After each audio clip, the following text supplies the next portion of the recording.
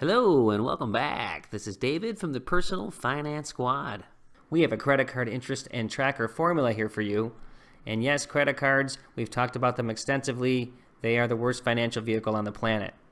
So this is a good way for you to see how long it's going to take you to get this paid off for all of your cards. So we have a grid here that will do some calculations for you. You can certainly go to the internet and use a calculator online. Otherwise, this one will satisfy just well. This one's typically a little more granular than what you'll find. Either way, the whole point is you need to know how long it's going to take you to pay something down, and we want you to succeed. Okay, a couple quick things here. We put a grid over here just for reference. We talk about the average daily balance on a credit card that determines how much interest is going to be charged on top of your balance. And you can see here, this is very loose interpretation. We did it for an average daily balance of $6,000.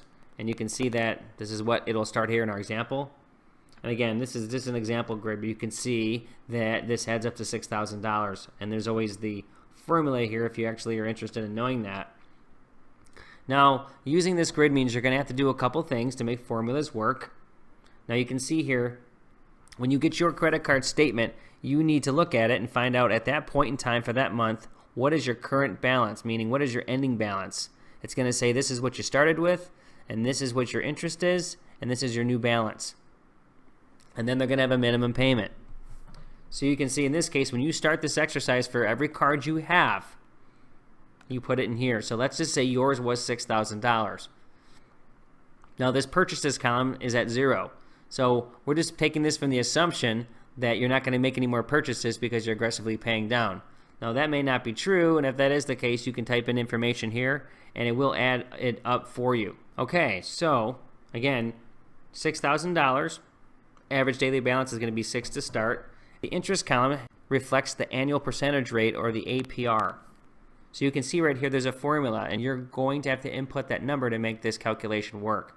You can see right up here, this is where you want to go. You click into the cell, and you can go up to the bar here, and what this is saying right here is that your annual percentage rate is 14%. Remember, you have to move the decimal over twice, so that's what makes the calculation work. So this would really be 1, 2, and that'd be 14% really divided by 12, and the numbers all add up. So just keep that in mind. So in this case, it's 14%. If yours is, say, 17, you can click enter and it will change everything.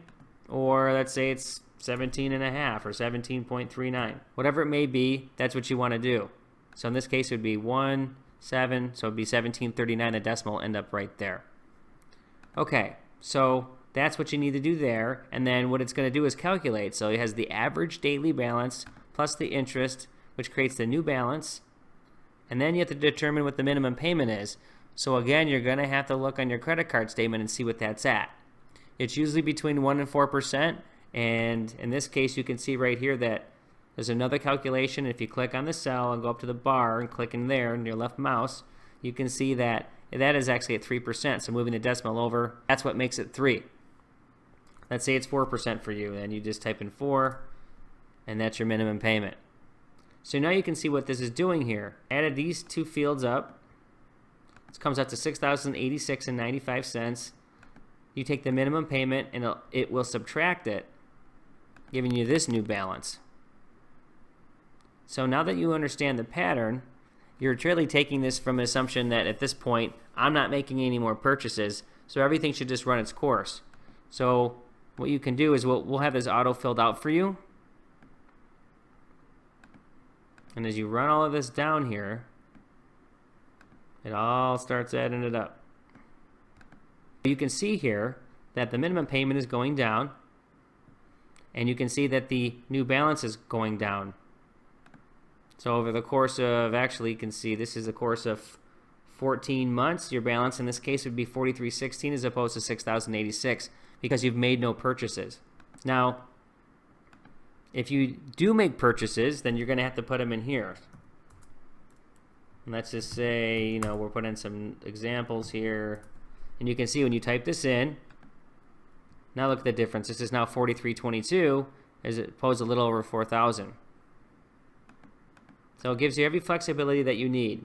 Now the other thing you wanted to figure out is that if it's a given month that you have that you're going to pay more than the minimum payment, or you plan on making more than the minimum payment, you can override this formula in here. So you can see this is all a percentage. If you decide that you're just going to pay, let's say, $500 a month, you can get rid of this entire thing. You can either buy that way or just hit delete, and then you can say 500. Type it in, and then drag it down, and then you can see how the numbers change. So it gives you the flexibility that you need, and this allows you again to see the pattern of what your goal could be if you actually achieve it. Now, if you have multiple cards, you're going to have to run this exercise for all of those cards and then determine what is going to pay off faster. Remember, the rule is to pay off the highest interest-bearing credit card first. So after running all these exercises, you knock out the one that it costs you more money every given month. That is the most financial, fastest way to pay your debt down. There are some financial planners who believe in the snowball effect, which is paying down smaller balances first because it's a psychological effect that you achieved a goal. And while that is true, we recommend the path that pays off the debt the fastest, because the bottom line is, after paying everything down over a course of time, you want to be able to pay it faster, but you're paying the same money. So think about that. That's why you want to pay the highest interest credit card first, because you're actually going to pay a smaller amount of money over a shorter period of time. It just doesn't seem like that when you put it in front of you. So keep that in mind, and please keep that discipline. Okay, so that's going to do it for this exercise. Again, review the video again if you need to, because you're going to have to put in a couple formulas. Again, you're going to have to go over here and put in your APR. Again, you can change that, and then you're going to have to drag it down. Minimum payment is based on a percentage, so you're going to have to put what that is in there, and you're going to have to, again, drag that down so it calculates all of it. And then you can just keep dragging all the way down here for each one of these cells. You can just pull it right down, add everything up, and just make sure that this stays 0 if you're not going to add any more dollars. Okay, so that's going to do it. If there's any questions, feel free to contact the squad. We'll be certainly happy to assist you with any questions that you have. So we appreciate you joining, and we will see you in a future video.